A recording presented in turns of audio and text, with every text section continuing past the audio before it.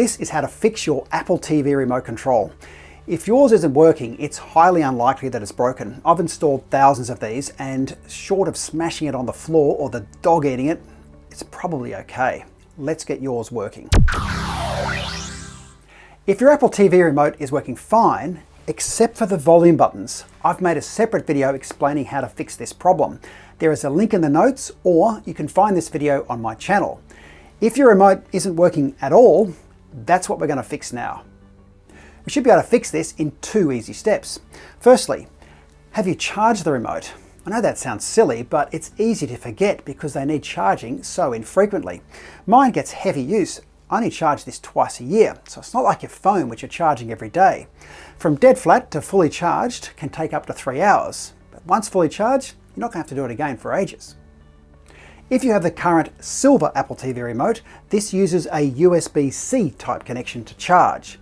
USB-C is now the standard connection, so lots of brands are using USB-C, not just Apple. There was also an older version of this remote that used the Lightning connection. Lightning was also used on older iPhones and iPads. If you have the black Apple TV remote, this uses Lightning to charge as well. So if the problem with your remote was a flat battery, once it's charged, it should work again. But what if you've charged it and it still isn't working? The most common reason for this is the Bluetooth has become unpaired from your Apple TV box. Bluetooth devices need to be paired to work together.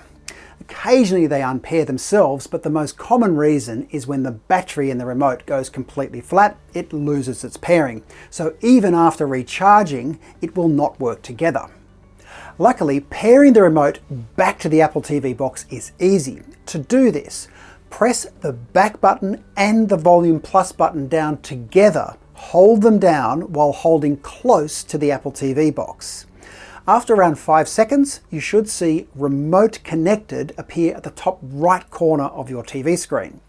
If you are using the black Apple TV remote, the process is the same. Just press the menu and volume plus buttons down together.